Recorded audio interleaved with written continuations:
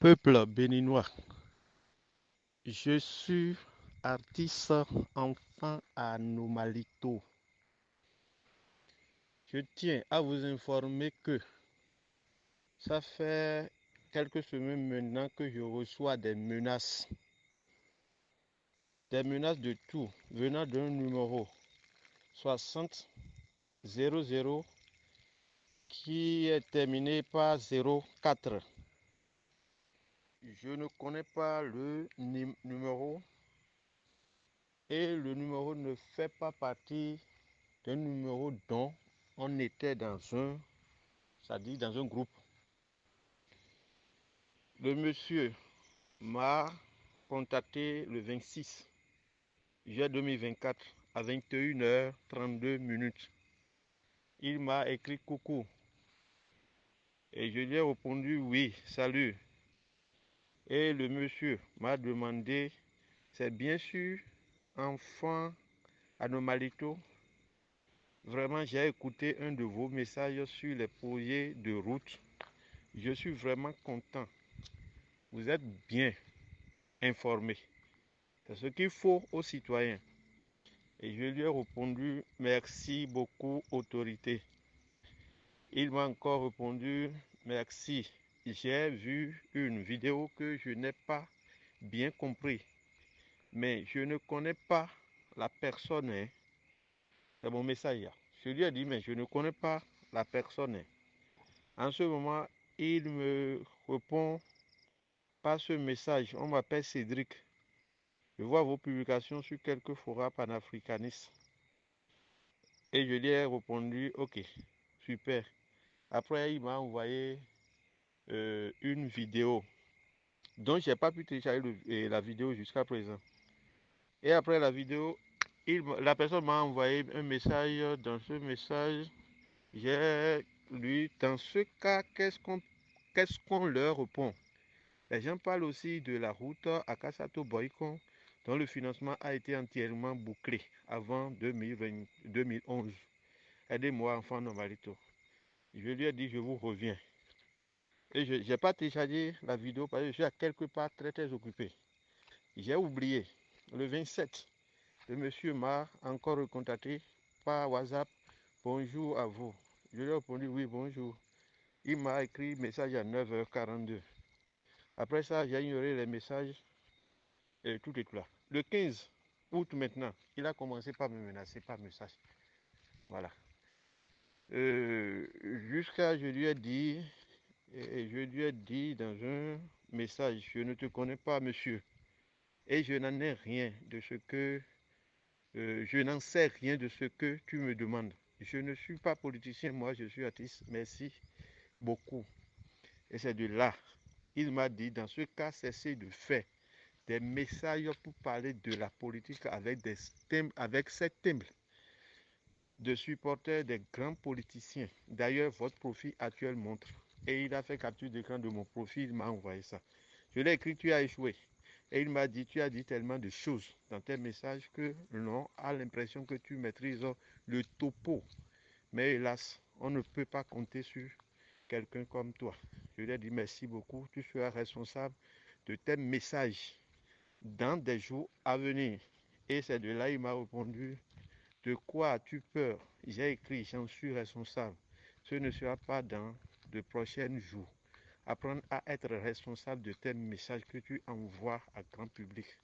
J'ai écrit Dieu merci. Aujourd'hui, ils ont commencé par m'appeler par des numéros inconnus. Et quand j'ai décroché deux de ces numéros, j'ai reçu pas mal de, de trucs là, de menaces. Voilà. Et depuis 2 semaines, j'ai appris que dans ma zone, c'est-à-dire dans mon quartier, il y a des voitures blindées qui circulent. Et il y a des gens qui viennent même s'installer, c'est-à-dire garer devant et ma maison et prendre des renseignements sur moi. Si je suis toujours dans le quartier ou bien si je viens, je ne repars encore. Alors, depuis fort longtemps, je ne suis plus là.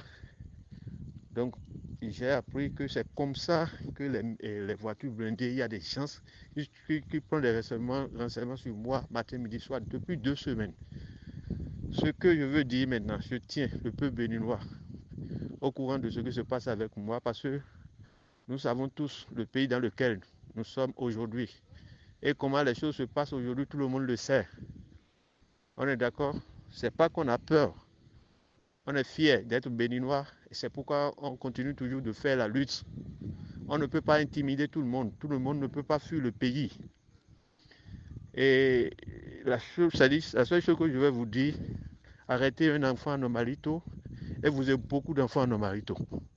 Tuez un enfant normalito et vous aurez dans des jours, des semaines à venir, beaucoup d'enfants normalito. Pour la révolution, la lutte continue et pour la patrie ou la mort. Merci. Quand la délinquance d'État s'impose. Il est des actes qui, par leur gravité, dépassent les simples erreurs politiques pour se transformer en violations flagrantes des principes fondamentaux du droit international et des droits humains. Le récent enlèvement d'un opposant béninois sur le sol togolais par des agents de Patrice Talon, sans le consentement des autorités togolaises ni le respect des procédures judiciaires internationales, est l'un de ces actes qui marquent une dérive inquiétante vers la délinquance d'État. Cet acte constitue non seulement une atteinte à la souveraineté du Togo, mais aussi une violation des conventions internationales qui régissent les relations entre les États. En agissant de la sorte, Patrice Talon a non seulement bafoué les lois togolaises, mais il a également montré un mépris total pour les principes de la justice internationale. Ce genre de comportement, digne des régimes les plus autoritaires, est une menace pour la stabilité régionale et un signal alarmant pour tous ceux qui croient en l'état de droit en Afrique. Le recours à des méthodes de kidnapping pour faire taire les opposants politiques est un signe clair de la faiblesse d'un régime. Incapable de convaincre par le dialogue ou d'affronter ses adversaires de manière transparente, Patrice Talon a choisi la voie de la répression brutale. Cette stratégie de la peur et de l'intimidation est non seulement moralement répréhensible, mais elle est également contre-productive. Elle ne fait que renforcer la détermination de ceux qui luttent pour la démocratie et les libertés fondamentales. L'Afrique, et en particulier la sous-région ouest africaine, a trop longtemps souffert de l'instabilité politique engendrée par les dictatures et les régimes autoritaires. Les actions de Patrice Talon rappellent tristement les heures sombres de l'histoire africaine, où les dirigeants n'hésitaient pas à piétiner les droits de leurs citoyens pour maintenir leur pouvoir. Il est crucial que la communauté internationale, ainsi que les États africains, condamnent fermement cet acte de délinquance d'État.